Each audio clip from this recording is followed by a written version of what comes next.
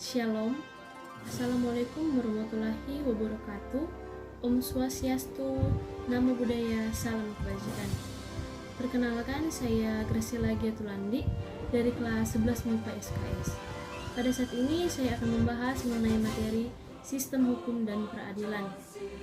Yang pertama, isi pasal 1 ayat 3 Undang-Undang Dasar 1945 yang berbunyi bahwa negara Indonesia adalah negara hukum, berpengertian bahwa segala tatanan kehidupan berbangsa, bermasyarakat, dan bernegara adalah didasari oleh hukum.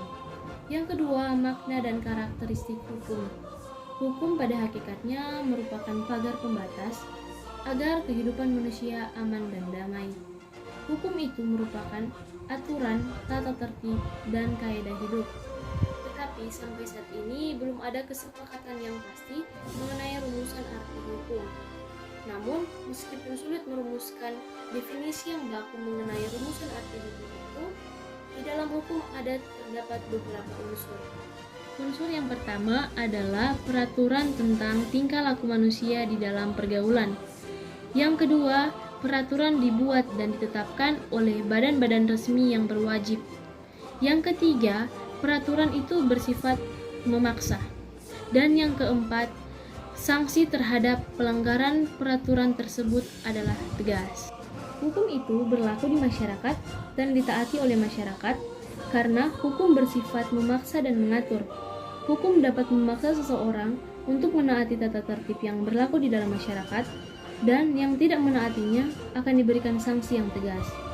Adapun tugas dari hukum yaitu yang pertama, menjamin kepastian hukum terhadap semua orang di dalam masyarakat, dan yang kedua, menjamin ketertiban, ketentraman, kedamaian, keadilan, kemakmuran, kebahagiaan, dan kebenaran, dan yang ketiga, menjaga agar tidak terjadi perbuatan main hakim sendiri di dalam perlakuan masyarakat.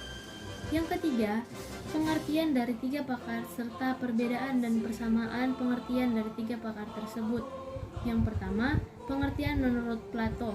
Dilukiskan dalam bukunya Republik bahwa hukum merupakan sistem peraturan-peraturan yang tersusun dan teratur, baik yang mengikat masyarakat.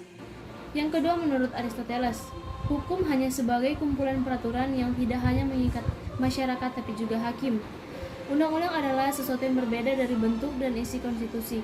Karena kedudukan itulah yang membuat undang-undang mengawasi hakim dalam menjalankan jabatannya dalam menghukum orang-orang yang bersalah. Yang ketiga, menurut Austin, hukum hanya sebagai peraturan yang diadakan untuk memberi bimbingan terhadap orang yang berakal dari orang yang berakal yang berkuasa di atasnya.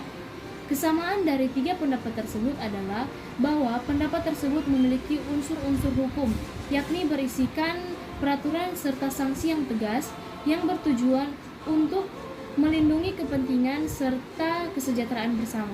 Perbedaannya ada pada perumusannya serta sudut pandang yang berbeda, namun memiliki makna yang serupa. Sekian dari saya, jika terdapat kesalahan, mohon dimaafkan. Terima kasih.